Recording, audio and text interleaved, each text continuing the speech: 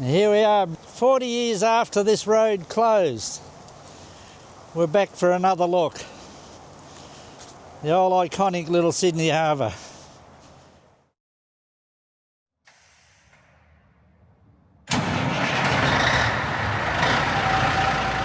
All right, so for context, Jerry, we've just had 3 days on the road, crawling the Hume, where we took your W model up to Albury, carrying the Benz that's sitting behind you. Correct. Unloaded the Benz at Albury. Also had your EH Holden. You drove the Benz up to Little Sydney Harbour Bridge. Tarcutta. Tell me the background of this incredible truck that's sitting behind us. Okay, the background. The Benz, that was my introduction as an owner-driver. We purchased the Benz in, I think it was August 79, here from a truck dealership in Melbourne. Put the Benz on the road, pulled a fridge van for the first 5 months for Bernard, the brother, doing market to Sydney. And then I purchased not that trailer, but one identical, a flat top, a McGrath, and kept doing mainly Melbourne, Sydney. That was where you didn't want to go too far from home in an older truck. Was the truck brand new when you bought it? No, it's a 74 model. I bought it in 79. A guy of the name of Malcolm Grant from Harcourt out of Bendigo. Malcolm bought it new. He traded that Benz in on a new Louisville. Where Truck City was a Ford truck dealership. That is where he done the trade-in. A friend put me onto the truck, asked me did I want to buy a truck. And I said, don't you need money? Basil Stevens was my salesman. I went down to see him and took it for a run out to Bunker Hill and back, brought it back. He said, what do you think of it? I said, it is a nice truck, because it's only done, I think it only had about 400,000 on it. Yeah. It was still a good truck. So, 9 grand. I said, where do I find 9 grand? He said, you really want to buy it? I said, yeah. So in the office we go, gets the old invoice book out, 9 grand for the truck. Underneath he writes plus $5,000 for second-hand McGrath trailer. Now that's a total of 14,000. Yeah. We needed a deposit, so that deposit come from that McGrath trailer that didn't exist. So on paper I'd paid a deposit of 5 grand, balance owing 9. Yeah. Now, if you had a deposit like that, any truck dealer would take you on. Yeah. Because they felt you were pretty secure. So home I go to Shep with the invoice. I took it to a friend, it was either Kaga or Avco, Keith Cormican. Keith went to the tech school with us. I walk in, he said, what are you doing, Jerry? I said, well, I'm driving, but I've just bought a new one, second hand. I said, and I need your help. I show him the invoice, he reads it. Oh, he said, that won't be a problem.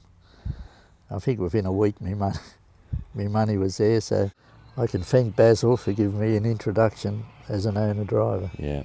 And down I go to Melbourne and pick the truck up. He's not there on the day when I picked the truck up. Right. So I got one of the bosses and another salesman walking around the yard looking for this McGrath trailer. I couldn't tell them it didn't exist. And when I got back onto the salesman later on, he had a bit of a laugh about it. Yeah. That was the way. You still have a job after that? Oh yeah, that was the way things were done back then. Was it in the white that it is now? Oh, it was an off-white. It was a sort of more of a cream. Yep. Like a lot of the chassis in the Benzes, when they come out, they were like a rust colour. Okay. And it was like an undercoat, and that's how a lot of them were just driven. Yeah. So how long before you did what you've done to it here? Look, I took it home and I just give it a little tidy up. I didn't do too much to it. And I worked it. I worked it for 12 months, and then I done the motor up. Yeah. And that's when we sort of really tidied it up, put sun visor on it and dressed it up a little bit. I only worked it probably for another 14 months. And one of the guys from the blockade, Spencer Watling, Spencer was one of the guys up the top, 79. He had a Transstar, a 4070. I I bought the TranStar off him. And then And hopped bought out it. of this and into the Yeah, TranStar? I kept it for 12 months. Okay. Just sat it at home and Yep. done an odd job with it.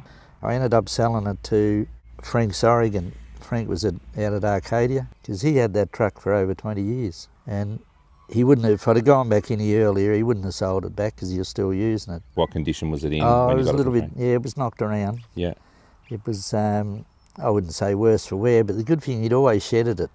It was pretty perfect, Yeah. apart from a few dents and that, but that was in 2012. We brought it back to the yard at Somerton. We completely stripped it, took it right down to the chassis, still had the axles under it, give it a complete clean up. Wayne from Somerton Smash Repairs, he done all the panel work on it, and old mate Brian Anderson at Wallen, Brian done a lot of the mechanical work on it, rebuilt the motor.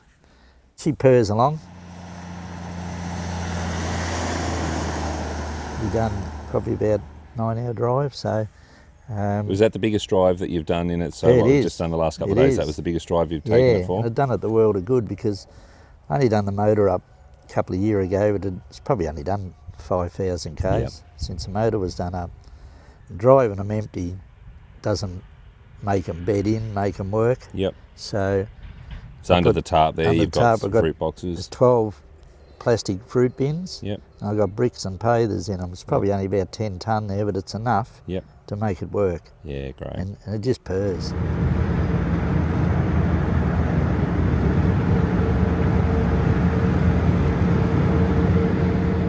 With the Benz, did you ever have a name for it?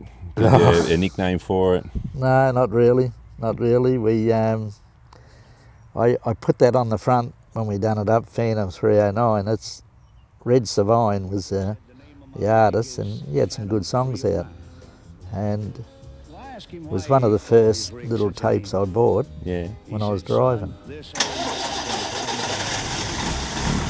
There ain't a driver or a rig a running any line that's seen nothing but taillights from Phantom 309. I always liked that particular song. Back in the day, everything had a name. What are your memories? Take me from Melbourne to Tarcutta. Once you left town in them days, it was pretty much Craigieburn. Mm-hmm. She was open paddock from there on, like, you know. So you're on your way. She was all systems go. Like, you wouldn't stop, very rarely once you left Melbourne. Yeah. Oh, if you're going to stop for tea, you might stop at the Wimpy or Yeah. the Crazy House at Albury. That place has been there as long as I can remember, even going up before I started driving. Were the chairs the same? Oh, the you know, backings the are old look, the Yeah. old style. Some of the cooks there, they've been there 40 years. There was good road houses. Golden Fleece we used to always love. Every second town had one of them. You knew you were going to get a good meal, and that's what you wanted. What were the big challenges on the highway?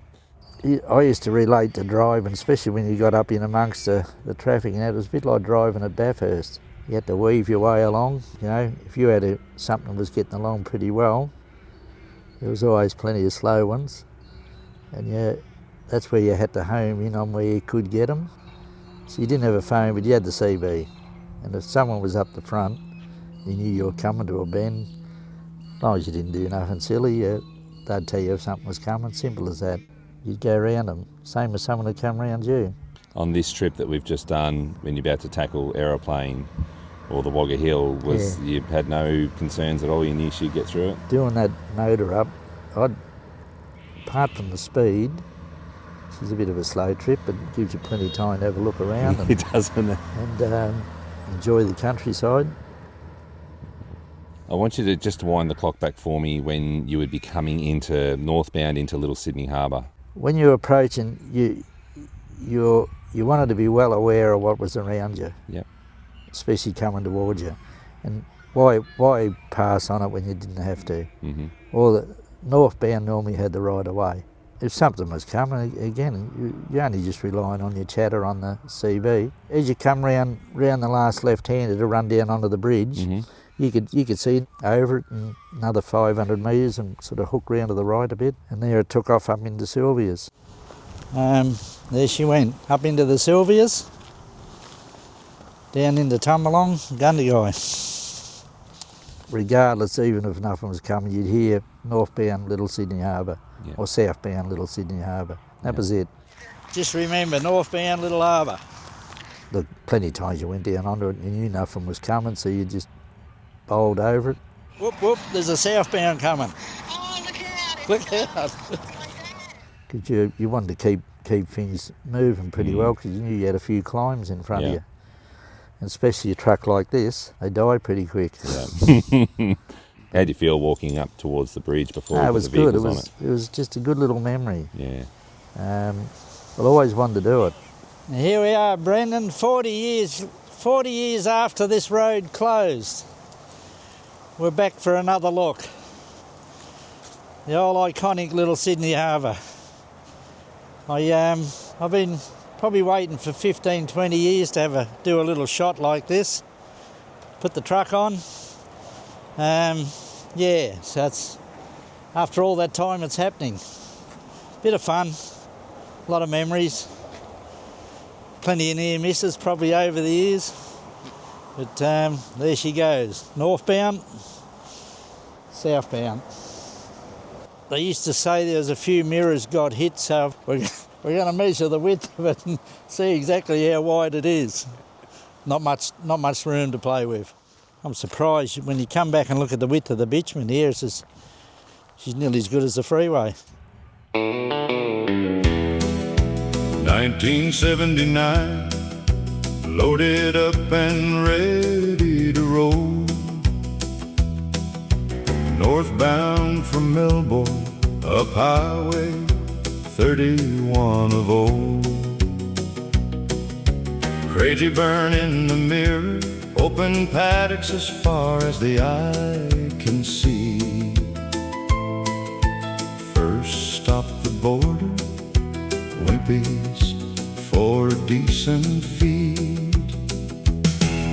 The golden fleece in every town, always a good meal to keep this driver going as he passed the slow ones through the hills.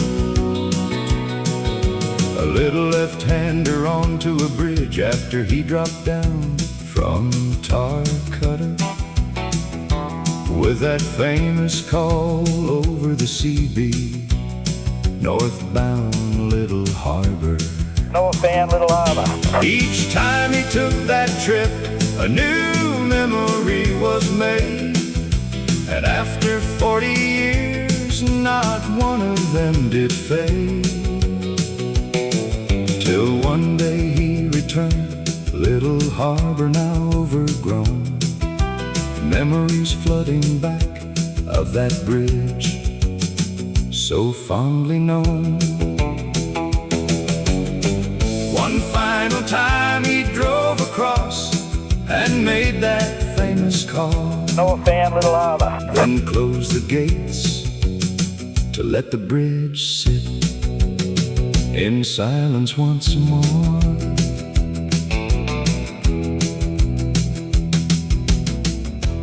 We've done something we've been talking about doing for a while, so something to leave for the kids and the grandkids. All right, mate, we better go and do a few jobs now, I guess. We brought her home, now we've got to give her a wash. Go give her a clean. Yeah, all good.